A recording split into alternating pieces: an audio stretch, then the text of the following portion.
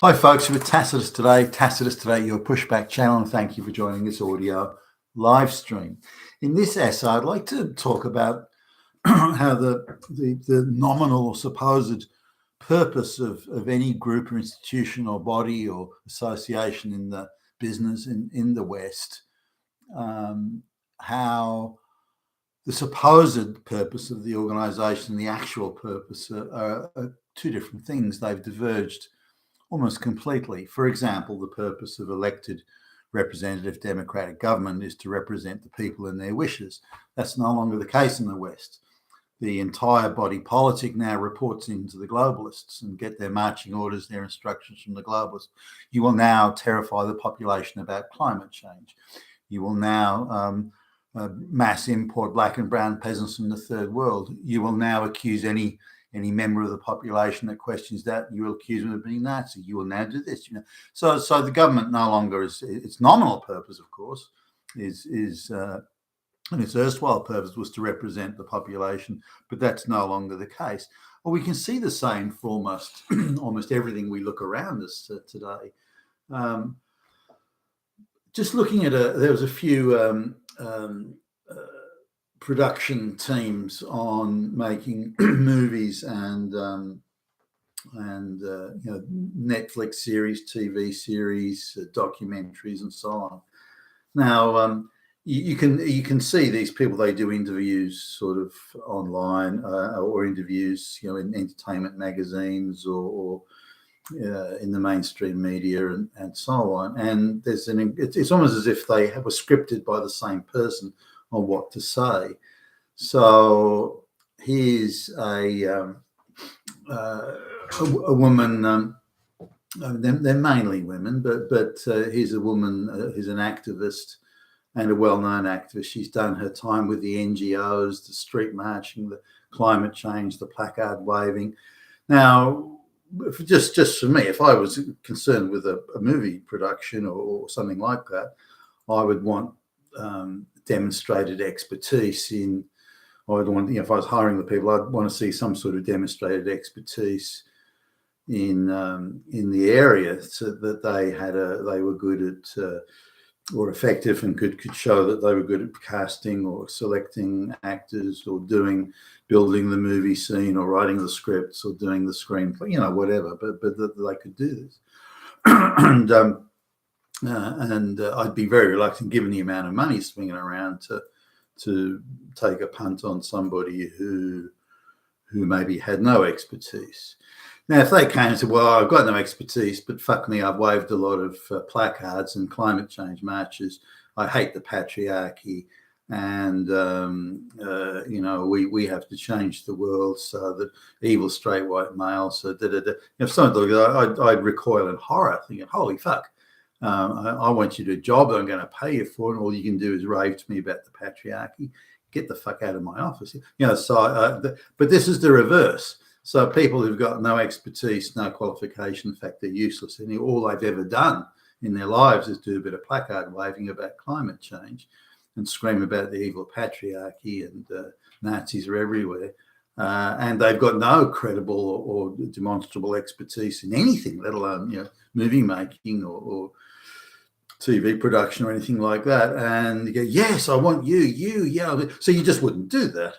Not the amount of money. However, if the purpose of making the movie was not actually to make a movie, it was to produce political propaganda, then you would see it differently. Well, we don't really care about the movie. I've got people I can put into the technical aspects of production, such as the quality of the cinematography, for example. I've got people who can do that, but they're now the background people. They're not the foreground people. The people I want in the foreground are these placard waving bimbos who hate the patriarchy. That's what I want. I want to put a political message out there. We all know that things have to change. I assert it, therefore it must be so.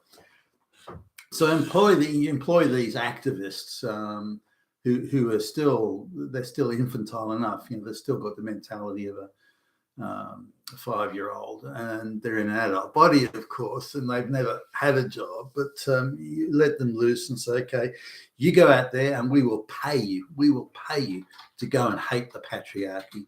And so now here's this is just a sci-fi show here, and there's a sci-fi show about it's set in northern Europe in a mystical age gone by, so they're all going to be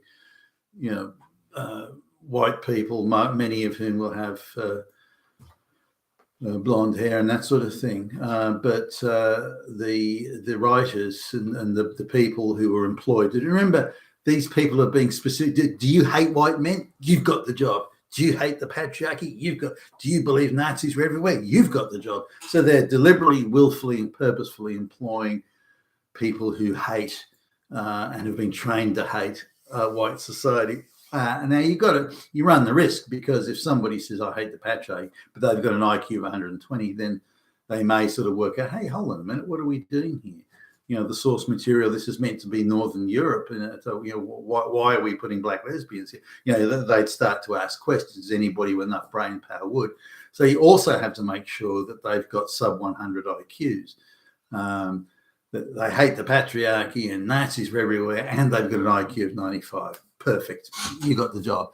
So you've got these low IQ idiots who have been brainwashed to believe, again, Nazis are everywhere, patriarchy, that sort of stuff. And of course they've had it confirmed in their own lives. All they've ever done is run around waving placards and wondering why they don't have the things that the rich people have. Well, the reason I don't have that isn't because I'm an IQ 95 idiot who's never worked and only waved play. It's not that. It's because of the patriarchy and the Nazis. So they talk about, we have to affect change. We've got a real chance, as one woman talking, we've got a real chance here. This or whatever it was, the production she was working on, is going to go into people's lounge rooms. It's going to go into people's houses. So we have a great opportunity to affect change, social change, affecting change. We all know that everything has to change. Change. We know it must happen, and we can now do this. Well, hold on. You're employed to produce a movie that people are going to watch and will make money for the invest. That's what you're employed to do. You're not employed to do social. No, social change, affecting change. Here's the big opportunity to if we can even stop one patriarchy Nazi, then we've achieved everything. And you can't believe you're listening to this nonsense, but that's how it is. And the globalist sort of machine has determined that every surface of every building, of every billboard, of every movie, of every TV show, of every documentary, of every museum exhibit, everything must be turned over to changing and controlling people's perceptions and their mindsets. And that is now the primary purpose of everything. Nothing does not have that purpose to it. So the original purpose, whether that's supposedly elected representatives or anything else, the public service, everything has to be turned over to this now. So we've got a show about sci-fi character in Northern Europe that has a cast that is perfectly 50% black and brown. We have a cast that is where the warriors that were all men, the warriors are now 50% female, and looking, but they've got this habit of putting in 100 pound, 50 kilogram, 100 pound, 5'2" 150 centimeter tall women as the warriors. That doesn't quite work, but anyway, this is the thing. But we need to look at other things, other areas, how they're being sort of infiltrated and used. Now, there can be things that you wouldn't really think of. There's for example, in a high school, there's an association, maybe a sub-association or subcommittee of the school board, and that school board makes decisions as to what books will be purchased for the library. It's taxpayer money, So, and they're meant to their purpose is to ensure effective and prudent spending of taxpayer money, which is fair. I've got no problem with that. They're mostly volunteers, if not all volunteers, on these committees, but at the high school level, not the Department of Education level. And so they're supposed to look at these books coming in. Now, their real job is to make sure that the book wholesalers give them a good price and give them a good synopsis of what's in the books, and maybe give them excerpts, or maybe they'll get some samples to read, or they'll get all these sorts of things. And but that's changed now. Their job is to make sure that patriarchy doesn't get into the library, that in fact the library becomes they're picking LGBTQ, anti-straight white male, Nazis are everywhere, we have to fight back climate change. So they're actually a bunch of activists that are making decisions on the books. So books that, for example, it could be a classic novel or a classic history book that's being reprinted and offered to them. No, they don't want that. We want the book that pushes Black lesbians and LGBTQ and climate change. So now those members of the committee still had to be appointed. So the school board, which is Department of Education, which has some sort of input into this, is deliberately and willfully selecting known activists. Now, these activists aren't applying. They're not saying, "Hey, I'm available as a volunteer to work on the book buying committee for the library." That's not how it works. They're actually directly going out to the NGOs and the activist organisations and inquiring about it. Do you know anybody? Have you got anybody at your NGO who hates straight white males and the patriarchy and believes that Nazis were real? You do? Okay, can you give us some names there? Billy Bob and Billy Jean and Jimmy Jack. Oh, fine, okay. And then they'll go directly to these people and say, look, it's a volunteer thing. There's no money in it for you, but we'll look after you in other ways. But we want you to go on this committee for book buying for the library. And, you can select then all the anti-straight white male propaganda you want to make sure it gets into the library, so you can affect change. We all know that everything has to change. So these people jump at the chance because, well, not every one of them would, but many of these people jump at the chance. I can strike a blow against Hitler. I'm fighting back against Hitler. And that's the sort of idiotic mindset that they have. So they'll go and do this thinking that it's they're fighting back against the evil straight white male patriarchy, because Nazis are everywhere, and you have to fight in every little tiny corner of the world, and the library is one place. You also get this in public libraries paid for by the government and council and your taxes, where you have these same sort of committees. They form these committees to go book buying, and they will have an exceptionally high rate. Pretty much every gay, lesbian, climate change, anti-straight white male publication that's ever made is getting the nod. It's just being accepted in there. But the reprinting of a classical novel in the pre-globalization days, they're rejecting those, even though their copies, if they have any left, may be well worn and falling to pieces. That doesn't matter. They're not going to get another one of those because that's about Hitler. So everything that we see, the people that there are committees set up to determine and approve what sort of exhibits a museum may put on. And it sounds, just on the face of it sounds right. We're setting up an independent committee made up of citizens, and they will determine what exhibits the museum will show. And you say, well, gee, that's all right. Or the art gallery, whatever it might be.